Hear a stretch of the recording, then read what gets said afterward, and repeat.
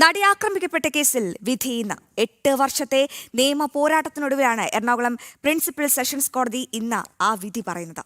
261 സാക്ഷികളെ വിസ്തരിച്ച കേസിൽ 28 സാക്ഷികളാണ് കൂറുമാറിയത്. ദിലീപ് അടക്കം കേസിലെ 10 പ്രതികളും ഇന്ന് കോടതിയിൽ ഹാജരാകും. ഈ വാർത്തയുടെ നിർണായക വിവരങ്ങൾ ജനം TV പ്രേക്ഷകരിലെത്തിക്കും. എന്തായാലും ദിലീപിന്റെ വീടിന് മുന്നിൽ നിന്ന് ബീന റാണിയും കോടതിക്ക് മുൻപിൽ നിന്ന് ജിജീഷ് കരുണാകരനും ചേരുന്നുണ്ട്. ആദ്യം നമുക്ക് ബീന റാണിയിലേക്ക് പോകാം. ബീന റാണി, ഗുഡ് മോർണിംഗ്.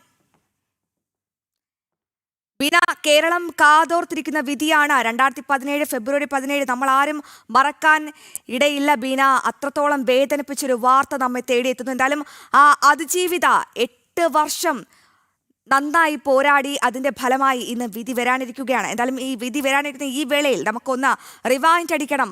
അന്ന് സംഭവിച്ചത് എന്താണ്, പിന്നീട് അങ്ങോട്ട് എന്തൊക്കെ കാര്യങ്ങളാണ് സംഭവിച്ചത്, അതിജീവിതയുടെ പോരാട്ടം എങ്ങനെയാണ്, ഇതിനിടയിൽ കൂറുമാറിയ പ്രമുഖർ ആരൊക്കെയാണ് ബീന?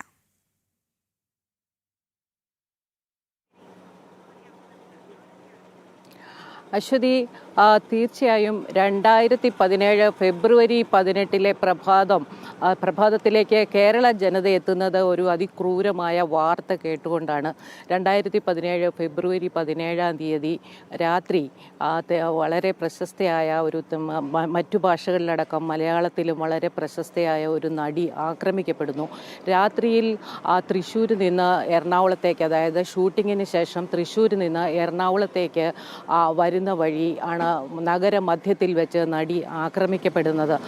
വളരെ ക്രൂരമായി ഇപ്പോൾ 1-ാം പ്രതിയായിരിക്കുന്ന പൾസർ സുനി എന്ന ക്രിമിനൽ പശ്ചാത്തലമുള്ള വ്യക്തി നടിയെ ക്രൂരമായി പീഡിപ്പിക്കുകയും കാറിൽ തന്നെ നഗരത്തിലുടനീളം സഞ്ചരിക്കുകയും അത്തരത്തിൽ നടിയെ ക്രൂരമായി പീഡിപ്പിക്കുകയും ദൃശ്യങ്ങൾ പകർത്തുകയും ചെയ്തു എന്നതാണ് പ്രാഥമിക ഘട്ടത്തിലുണ്ടായിരുന്ന കേസ്.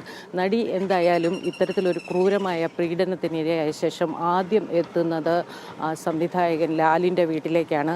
അവിടെ എത്തുമ്പോഴാണ് ഇത്തരത്തിൽ വളരെ അവശ്യ നിലയിലായിരുന്ന നടിയെക്കുറിച്ച് അന്നത്തെ നിർമ്മാതാവായിരുന്ന ആൻഡോ ജോസഫിനെ സംവിധായകൻ ലാൽ അറിയിക്കുന്നതും തുടർന്ന് ആൻഡോ ജോസഫ് അന്ന് MLA ആയിരുന്ന PT തോമസിനെയും കൂട്ടി നടിയുടെ അടുക്കിലേക്ക് എത്തുകയും ചെയ്യുന്നത്.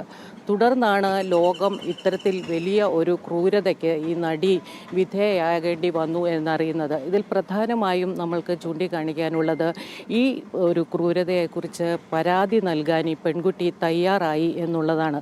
കാരണം ഇത്തരത്തിലൊരു കൊട്ടേഷൻ അല്ലെങ്കിൽ ഇത്തരത്തിലൊരു പീഡനത്തിന് ശേഷം ഇത് ആരും അറിയാതെ പോകുമെന്നും ഇത് പുറത്തു പറയാൻ നടി ധൈര്യപ്പെടില്ല എന്നുള്ള ഒരു ധൈര്യത്തിൻ്റെ പുറത്താണ് ഈ ക്രിമിനൽ പശ്ചാത്തലമുള്ള ഈ ഗുണ്ടകൾ നടിയെ ആക്രമിക്കാൻ ധൈര്യപ്പെട്ടത്. എന്നാൽ പെൺകുട്ടി ഈ പീഡന വിവരം പുറത്തു പറയാൻ തയ്യാറായതാണ് ഈ കേസിൽ വലിയ വഴിത്തിരിവായത് എന്ന് നമുക്ക് മനസ്സിലാക്കേണ്ടിയിരിക്കുന്നു.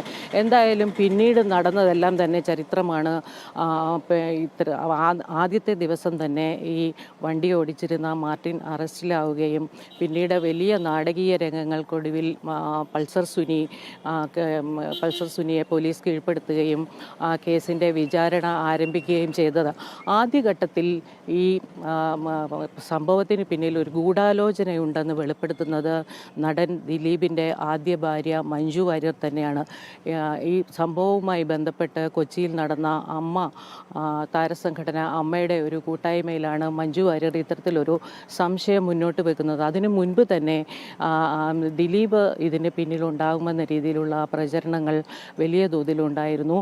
അതിനുശേഷം ഇത്തരത്തിലൊരു വെളിപ്പെടുത്തൽ കൂടി നടന്ന പശ്ചാത്തലത്തിൽ ദിലീപിലേക്ക് സംശയം നിഴൽ എത്തുകയായിരുന്നു. എന്തായാലും പിന്നീട് ഇതുമായി ബന്ധപ്പെട്ട് പോലീസ് കൂടുതൽ അന്വേഷണം നടത്തുകയും ദിലീപിന് ഇത്തരത്തിൽ ക്രിമിനൽ പശ്ചാത്തലമുള്ള ഇവരുമായുള്ള ബന്ധം വെളിപ്പെടുകയും ചെയ്തതോടെയാണ് ദിലീപ് കേസിൽ പ്രതിയാകുന്നത്.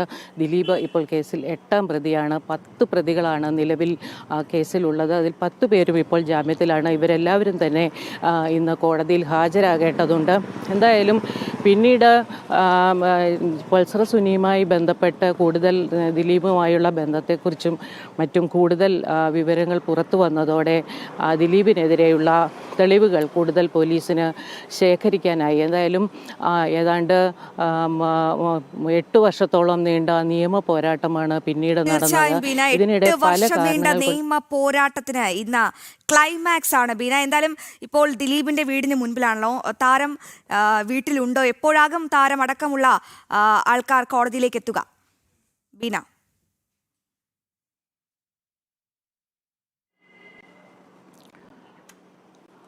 ഇന്ന് 11 മണിയോടെയാണ് എറണാകുളം പ്രിൻസിപ്പൽ സെഷൻസ് കോടതി കേസിൽ വിധി പറയുക. എന്തായാലും ദിലീപിൻ്റെ വീടിൻ്റെ മുന്നിലാണ് ഇപ്പോൾ ഉള്ളത്. ദിലീപ് വീടിനകത്ത് ഉണ്ട് എന്ന് തന്നെയാണ് ഇപ്പോൾ കരുതുന്നത്.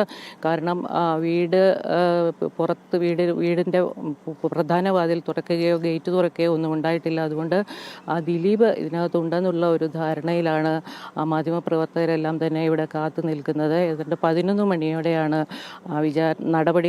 കോടതി നടപടികൾ ആരംഭിക്കുക. 10 മണിയോടെ ദിലീപ് കോടതിയിലേക്ക് എത്തുമെന്നാണ് കരുതുന്നത്. ദിലീപ് കേസിലെ 8ാം പ്രതിയാണ്. ഇന്ന് പ്രതികളെല്ലാം തീർച്ചയായും ബീനയിൽ നിന്നും കൂടുതൽ വിവരങ്ങൾ എനിക്ക് തേടേണ്ടതുണ്ട്. ഇനി നമുക്ക് കോടതിക്ക് മുൻപിൽ നിന്നും നമ്മുടെ പ്രതിനിധി ജിജീഷ് കരുണാകരൻ ചേരുന്നുണ്ട്. ജിജീഷിലേക്കാണ് പോകുന്നത്. Jijeesh, good morning.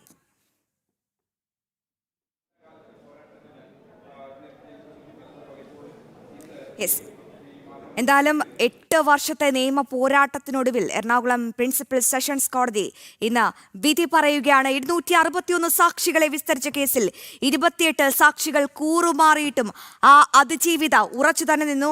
അവളുടെ അടുത്ത സുഹൃത്തുക്കൾ അവളോടൊപ്പം തന്നെ നിന്നു. അവളുടെ പോരാട്ടത്തിന്റെ വിജയമാണോ ഇന്ന് നീതി ദേവത അവളെ കടാക്ഷിക്കുമോ എന്നൊക്കെ കണ്ടറിയാം. എന്തായാലും ഇപ്പോൾ കോടതിക്ക് മുൻപിൽ നിന്നും ജിജീഷ് ചേർന്നുള്ള ജിജീഷ്, ഗുഡ് മോർണിംഗ്. ഒരു ജസ്റ്റിസ് മോർണിംഗ് ആകുമോ എന്നാണ് നമുക്കറിയേണ്ടത്. എന്തായാലും ഒരു സിനിമാ കഥയെ വെല്ലുന്ന ഒരു ട്വിസ്റ്റ്, ടേൺസ് അതൊക്കെ ഉള്ളൊരു കേസായിരുന്നു ഈ നടിയെ ആക്രമിച്ച കേസ്. ഒരുപക്ഷെ ഇന്ത്യയുടെ ചരിത്രത്തിൽ തന്നെ ആദ്യമായി ഒരു നായികയ്ക്ക് വേണ്ടി റേപ്പ് ചെയ്യാൻ ഒരു കൊട്ടേഷൻ, അതിന് സൂത്രധാരൻ ഒരു ജനപ്രിയ നായകനായ ദിലീപാണെന്നാണ് ആരോപിക്കപ്പെടുന്നത്. എന്തായാലും ആ കേസിൽ ഇന്ന് വിധി വരികയാണ്. എനിക്കറിയേണ്ടത് ഈ നടൻ ദിലീപിനെതിരെ എന്തൊക്കെ തെളിവുകളാണുള്ളത്. ഒപ്പം പ്രോസിക്യൂഷൻ ഉന്നയിച്ച വാദങ്ങളിൽ കാവ്യമാധവനെതിരെ അടക്കം ചില ഗുരുതര ആരോപണങ്ങളുണ്ട്. അതൊക്കെ എന്താണ്? എന്തൊക്കെ കുറ്റങ്ങളാണ് ഈ 10 പ്രതികൾക്കെതിരെയും ചുമത്തിയിരിക്കുന്നത്? ജിജീഷ്.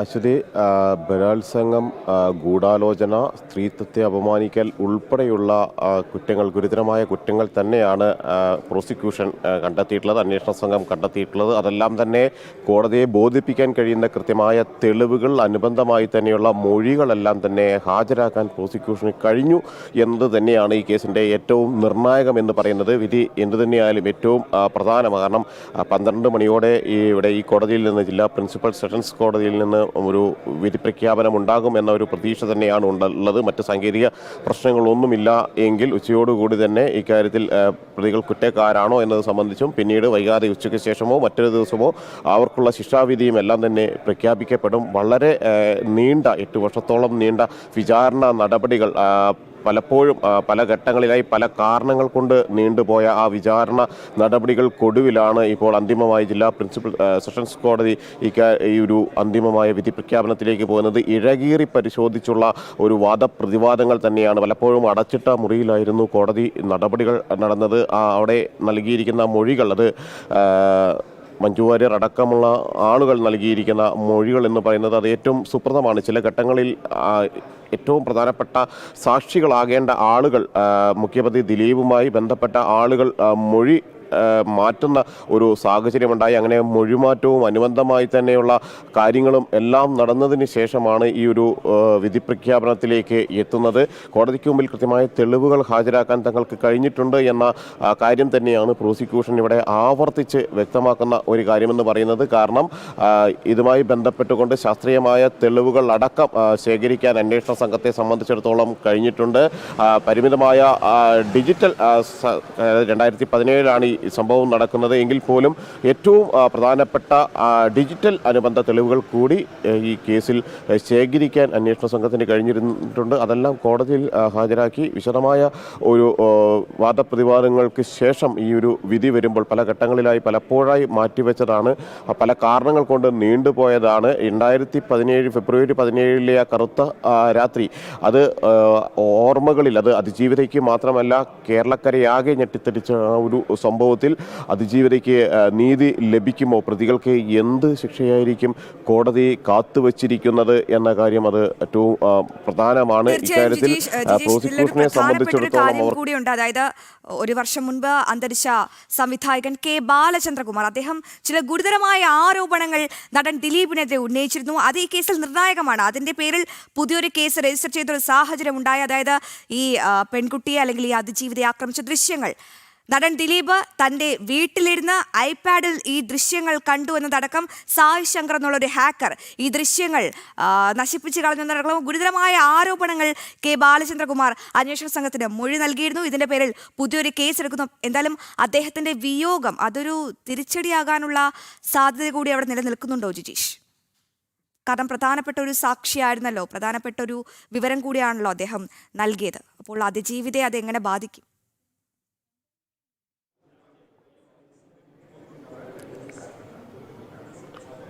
അശ്വതി, പക്ഷേ ബാലേന്ദ്രകുമാറിൻ്റെ മരണത്തിന് മുമ്പ് തന്നെ അദ്ദേഹത്തിൻ്റെ വിശദമായ മൊഴികളെല്ലാം തന്നെ അന്വേഷണ സംഘത്തിന് പല ഘട്ടങ്ങളിലായി രേഖപ്പെടുത്താൻ കഴിഞ്ഞിരുന്നു. ആലുവയിൽ വെച്ച നിരവധി തവണ ബാലേന്ദ്രകുമാറിൻ്റെ നിന്ന് വിവരങ്ങൾ അന്വേഷണ സംഘം ഈ ഒരു വെളിപ്പെടുത്തലിന് ശേഷം ശേഖരിച്ചിട്ടുണ്ട്. കോടതിയിലടക്കം അത് മുന്നോട്ട് വയ്ക്കാൻ കഴിയുകയും ചെയ്തിട്ടുണ്ട്. അശ്വതി പറഞ്ഞതുപോലെ ഏറ്റവും പ്രധാനപ്പെട്ട ഒരു സാക്ഷിമൊഴികൾ അല്ലെങ്കിൽ അനുബന്ധമായ മൊഴികളിൽ ഏറ്റവും പ്രധാനമാണ് ബാലേന്ദ്രകുമാറിൻ്റെ വെളിപ്പെടുത്തലും അദ്ദേഹം പറഞ്ഞിട്ടുള്ള കാര്യങ്ങളുമെല്ലാം എന്ന് പറയുന്നത്. അതുകൊണ്ട് തന്നെ ഈ കേസിൽ അത് ഏറ്റവും മുഖ്യമായി വരികയും ചെയ്യും. ഈ കേസിന് വേണ്ടി ഏറ്റവും അധികം കാര്യങ്ങൾ മുന്നോട്ട് വയ്ക്കുകയും അതിനുവേണ്ടി പ്രവർത്തിക്കുകയും എല്ലാം ചെയ്ത രണ്ടുപേർ ഇന്ന് ഈ ഒരു വിധി കേൾക്കാനില്ല എന്നത് ഒരു സാഹചര്യമായി നിലനിൽക്കുമ്പോൾ തന്നെ അതുമായി ബന്ധപ്പെട്ട അവരുടെ ജീവിത കാലയളവിൽ തന്നെ പരമാവധി തെളിവുകൾ അവരുമായി ബന്ധപ്പെട്ട മൊഴികളെല്ലാം തന്നെ അന്വേഷണ സംഘത്തിന് ശേഖരിക്കാൻ കഴിഞ്ഞു എന്നതുകൊണ്ട് തന്നെ അത് ഏതെങ്കിലും തരത്തിൽ തിരിച്ചടിയാകില്ല എന്ന ഒരു വിലയിരുത്തൽ തന്നെയാണ് ഈ ഒരു ഘട്ടത്തിലുള്ളത്. അതടക്കമുള്ള വിവരങ്ങൾ പിന്നീട് വീണ്ടും ഒരു തുടരന്വേഷണത്തിലേക്കും പുനരന്വേഷണത്തിലേക്കും എല്ലാം തന്നെ നയിച്ചത് ഈ ബാലേന്ദ്രകുമാർ നടത്തിയ നിർണായകമായ വെളിപ്പെടുത്തലുകളായിരുന്നു. കേസിൻ്റെ ആദ്യഘട്ടത്തിൽ അന്വേഷണം അവസാനിച്ച് നിൽക്കെയാണ് ഇത്തരത്തിൽ ബാലേന്ദ്രകുമാറിന്റെ വെളിപ്പെടുത്തലുകൾ ഉണ്ടാകുകയും തുടർന്ന് അതിൻ്റെ അടിസ്ഥാനത്തിൽ വളരെ വിശദമായ ഒരു അന്വേഷണത്തിലേക്ക് മുന്നോട്ട് പോവുകയും ശാസ്ത്രീയ തെളിവുകൾ കൂടുതൽ ആഴത്തിൽ പരിശോധിക്കുന്ന നിലയിലേക്ക് അന്വേഷണ സംഘം പോവുകയും അവിടെ പോലും ചില കൃത്രിമത്വങ്ങൾ കാണിക്കാൻ പ്രതിഭാഗത്തിൻ്റെ ഭാഗത്തു നിന്ന് ശ്രമങ്ങൾ ഉണ്ടായി എന്ന കാര്യങ്ങൾ അന്വേഷണ സംഘം ചൂണ്ടിക്കാണിക്കുകയും എല്ലാം തന്നെ ചെയ്തത് ഈ ഒരു ഘട്ടത്തിലായിരുന്നു. അങ്ങനെ എങ്കിൽ പോലും അതിനെയും ഇത്തരം തടസ്സങ്ങളെയും അല്ലെങ്കിൽ പ്രതിസന്ധികളെയും എല്ലാം മറികടക്കുന്ന രീതിയിൽ വിശദമായ മൊഴി രേഖപ്പെടുത്താനും ശാസ്ത്രീയ തെളിവുകൾ ശേഖരിച്ച് മുന്നോട്ട് പോകാനും എല്ലാം തന്നെ അന്വേഷണ സംഘത്തിന് കഴിഞ്ഞിട്ടുണ്ട്. അതെല്ലാം കോടതി പരിഗണിക്കുകയും ചെയ്യും. കോടതിയിൽ അതെല്ലാം പരിഗണിക്കപ്പെട്ടിട്ടുണ്ട് എന്നത് തന്നെയാണ് ഏറ്റവും പ്രധാനമെന്ന് പറയുന്നത്. കാരണം കഴിഞ്ഞ ദിവസങ്ങളിലെല്ലാം കോടതി പ്രധാനമായും ശ്രദ്ധ കേന്ദ്രീകരിച്ചത് ഈ ഒരു കേസിൻ്റെ കാര്യത്തിൽ തന്നെയാണ്. സുപ്രീം കോടതി പലവട്ടം അന്തിമ വിധിക്കായും വിചാരണ പൂർത്തിയാക്കാനും എല്ലാം തന്നെ സമയങ്ങൾ നീട്ടി നൽകേണ്ട സാഹചര്യമുണ്ടായിരുന്നു. കാരണം കേസിൻ്റെ സ്ഥിതി ആ തരത്തിൽ തന്നെയായിരുന്നു. പലപ്പോഴും ഈ മൊഴികൾ പൂർണ്ണമായും രേഖപ്പെടുത്താൻ കഴിഞ്ഞില്ല. ചില മൊഴി രേഖപ്പെടുത്തലുകളും വാദങ്ങളുമെല്ലാം വിശദമായി പ്രതിഭാഗത്തിൻ്റെ ആണെങ്കിലും പ്രോസിക്യൂഷൻ്റെ എല്ലാം ആണെങ്കിലും ഒരു നിശ്ചയിച്ചിരുന്ന സമയപരിധിക്ക് അപ്പുറം ആ വാദങ്ങൾ നീണ്ടുപോകുന്ന സാഹചര്യങ്ങളുണ്ടായി. കോടതി മുറി വാദപ്രതിവാദങ്ങളുടെ വാഗ്വാദങ്ങളുടെ തെളിവുകളുടെ ഒരു സ്ഫുരണങ്ങൾ അത് ഒത്തുചേരുന്ന ഒരു കേന്ദ്രമായി മാറുകയും ചെയ്തു. അടച്ചിട്ട മുറിയിൽ രണ്ട് ഭാഗവും അവരുമായി ബന്ധപ്പെട്ടുകൊണ്ടുള്ള തെളിവുകൾ ആഴത്തിൽ കോടതിക്ക് മുന്നിൽ അവതരിപ്പിക്കാനുള്ള ഒരു ശ്രമങ്ങളെല്ലാം പല ഘട്ടങ്ങളിലായി നടത്തി.